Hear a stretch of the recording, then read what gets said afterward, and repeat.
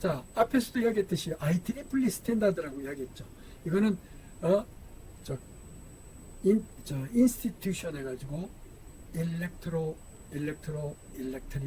엔지니어링 즉 해가지고 세계 전기전자공학회라는 학회예요. 여기에는 전 세계적으로 한 40만 명 정도 학회 회원이 있는데, 아무튼 거기 회원들 중에서 우리나라에도 많이 가입했어요. 나도 오랫동안 거기에서 가입을 해가지고 챕터 체어로서, 챕터 체어는 신호철이 챕터 회장으로서 한 15년 정도 종사를 했었어요. 한국 지부지만. 아무튼 그래서 IEEE 754 스탠다드에 보면은 이런 식으로 표현하게 돼 있다. 그러니까 1점 해가지고 이런 표현할 필요 없죠. 멘티자 값은 요것만 표현해요. 그 다음에 플러스 마이너스 익스포넨트로 이렇게 표현해요. 그래가지고 어떻게 지수에는 바이어스를 128을 플러스를 하지 않고 127을 바이어스를 해준다. 그 다음에 멘티자는 어떻게 돼요? 멘티자는 결국은 10진수를 나타내면 익스포넨트는 마이너스 38승에서부터 10의 38승까지 이렇게 돼버리고, 멘티자의 영역은 24비트 투스 컴플리먼트 형식으로 표현이 될 수가 있어요. 그 다음에 부호는 떼가지고 여기 나타내고, 그 맨 앞부분에 0.16 붙는 것은 여기 표현하지 않아요. 그러니까 IEEE 스탠다드는 바이어스가 플러스 128을 해주지 않고 127이 된다는 것을 꼭 염두에 둬야 돼요. 앞에서 설명할 때는 128로 했는데, 그게 이제 노멀라이즈드 한 설명을 한 것이고, IEEE 스탠다드는 이런 식으로 표현을 해요. 자, 그래가지고 이제 바이너리 값으로 이제 표현을 해줬죠. 자, 그러면 이제 이진수의 연산을 어떻게 하느냐? 덧셈일 때 A 플러스 B는 그냥 A와 B 값을 가지고 플러스 하면 돼요. 뺄셈을 어떻게 하면 돼요? A 마이너스 B를 하면 돼요. 즉 A 플러스 갈로 열고 마이너스 B를 하면 돼요. 그럼 B를 투스 컴플리먼트로 나타내서 연산하면 돼요. 다음에 A 곱하기 B를 해서 하는 건 어떻게 돼요? A를 B만큼 더해주면 되잖아요. B 개수만큼 더해주면 돼요. 즉 A를 B의 개수만큼 더해주면 되잖아요. C는 빼주면 되죠. 그러니까 이런 방법으로 우리가 지금 여기서는 간단하게 설명을 했지만, 더하고 빼고 하는 건 전부 다 애드만 가지고 산술 연산을 할 수 있다. 왜? 사람이 보통 사용하는 것은 사칙 연산이기 때문에 사칙 연산만 되면 여러분들이 공학 수학에서 배웠듯이 이 팩토리얼 개념으로 쭉 쓰면은, 예를 들어서 전부 더하고 빼고 나누고 곱하고를 다 이걸 이용하면은 모든 연산을 다 할 수 있어요.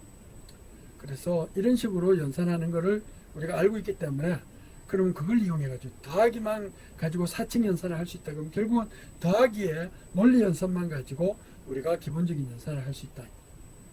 자, 먼저 이제 2의 배 보수를 가지고 네거티브, 즉 서브트랙션을 계산하는 걸 여기서 이제 한번 설명을 해보자. 이제 이런 얘기예요. 자, 그래가지고 이제 2와 3을 더하면은 그냥 투스 컴플리먼트를 안 쓰더라도 단순하게 2와 3을 더하면 이렇게 되죠. 5가 되죠. 그냥 읽으면 돼요. 근데 만약에 마이너스 6과 플러스 3을 더했다. 그러면 어떻게 돼요? 이거는 마이너스 6을 투스 컴플리, 즉 6을 투스 컴플리먼트 하면 마이너스 6이 되고, 이걸 다 하면 되잖아요. 그래서 1101이 나와야 되는데, 이거를 어떻게 투스 컴플리먼트를 하면 어떻게 돼요? 0, 1, 0, 1, 0, 1이 되는데, 이거 플러스 1을 해주면 0110이 되죠. 0110을 대주면 그러면은 투스 컴플리먼트로 오버플로우가 생기는데, 아무튼 그래도 1101로 나와요. 자, 그래서 이런 경우에는 만약에 마이너스 3 더하기 5다고 마이너스 3을 투스 컴플리먼트로 하면 이렇게 되죠. 여기 5를 더하면은 0010이 이렇게 되잖아요. 그러니까 이걸 버려버리면 0100인데, 이렇게 되면은 투스 컴플리먼트라고 돼도 오버플로우가 발생하지 않아요. 마이너스 3과 마이너스 5니까 이렇게 합니다. 근데 만약에 마이너스 2와 마이너스 4를 더하면 어떻게 돼요? 마이너스 6이 되니까 마이너스 6은 여기 범위 안에 충분히 들어갈 수가 있어요. 그러면 오버플로우는 발생하지 않아요. 그냥 이 자체가 마이너스 값이다. 그러면 투스 컴플리먼트를 하면 어떻게 돼요? 0, 1, 0, 1이 되는데 플러스 하면 0, 1, 1, 0이 되니까 이거를 투스 컴플리먼트를 했을 때 플러스 6이 됐다 그러면 이 이전에 이거는 마이너스 6이다 이렇게 할 수 있으니까 정상적으로 할 수가 있어요. 근데 만약에 오버플로우가 발생하면 어떻게 되느냐, 즉 여기에 담을 수 있는 더하기를 했을 때 4비트 가지고 범위를 벗어나 버렸다 그러면은 안 되는 거죠. 왜냐하면 한 자리는 부호 비트로 남겨놔야 되기 때문에 이렇게 되면 부호 플러스 마이너스 8 정도의 범위까지만 들어갈 수 있는데 9니까 오버플로우가 생겨가지고 플러스 나와야 될 게 마이너스 값이 돼버렸잖아요. 이럴 때는 사인드 넘버가 결국은 투스 컴플리먼트 범위를 벗어나 버렸다. 그러면 우리는 부호 비트의 변경이 돼버려가지고 오버플로우가 일어났다 그래요. 어떤 주어진 비트의 부호 비트의 변화를 일어났을 때 값이, 이럴 때는 우리는 오버플로우라 그러고, 주어진 자리 비트를 벗어나는 값이 나왔을 때 이때를 우리는 캐리가 발생했다고 그래요. 주어진 비트의 범위를 벗어났다. 근데 이럴 때는 오버플로우가 일어나는, 만약 사인드 넘버 프레젠테이션을 리프레젠테이션이라고 그러면 이렇게 용어를 가지고 이렇게 이야기할 수 있어요.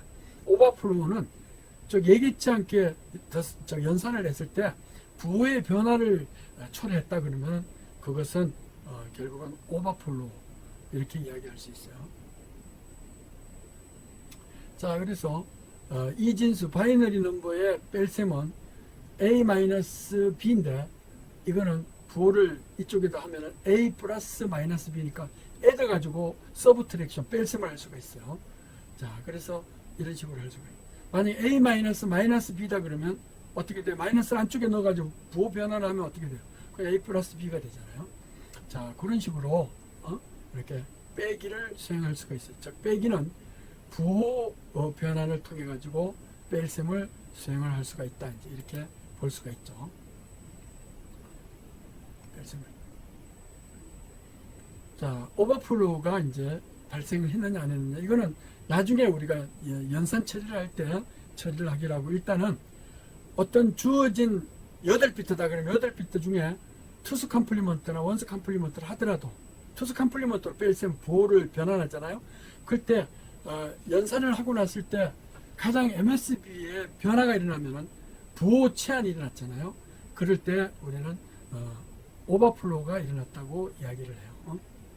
자, 그런 식으로 사인드 넘버 할 때 마이너스 값이 나와야 되는데 플러스 값이 나온다든가, 플러스 값이 나왔을 때 플러스 값이 나와야 되는데 마이너스 값이 나온다든가, 그러면 오버플로우가 발생을 하는데, 이런 경우에 캐리까지 발생했을 경우에 이럴 때는 잘못된 연산이다, 이제 이렇게 볼 수가 있는 것이죠.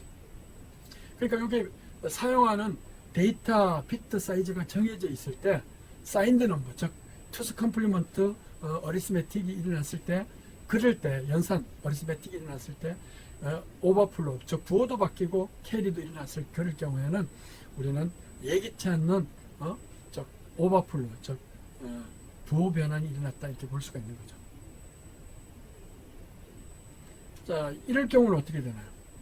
이렇게 정해진 값이 어떤 이제 원래는 플러스를 했는데 마이너스로 바뀌어 버렸잖아요. 이건 뭐냐면 즉 플러스 마이너스가 사인드 넘버로 넣을 수 있는 값 자체가, 이 값 자체가 플러스 3비트로 나타내면 플러스 마이너스 뭐 한 8범위 정도인데 그걸 벗어나 버렸다 그러면 어떻게 돼요? 그러면은 오버플로우가, 즉 사인 부호가 사인 넘버, 사인 플렉 자체가 변화가 일어났어요. 이럴 때는 오버플로우가 발생했다고 그래요. 자, 이럴 경우는 어떻게 되나요? 이것도 역시 보니까 마이너스 어떤 값에서 마이너스 값을 더해줬는데 사인드 넘버로 표현하는 것이 10이 되는데 그걸 벗어나 버렸어요. 이럴 때는 우리는 오버플로우가 발생했다고 그래요. 그러니까 이 오버플로우를 연산할 때 플래그가 있어가지고 계속 모니터링 하고 있어요. 그래가지고 우리 CPU 디자인을 할 때, 컴퓨터 구조를 이해할 때 이렇게 오버플로우가 일어났는지 안 일어났는지를 모니터링을 해줘요. 연산을 하고 나면. 그래서 오버플로우가 일어나면은 연산된 결과가 바뀌어졌다는 것을 우리가 감지하고 그거를 보정을 해줘야 돼요.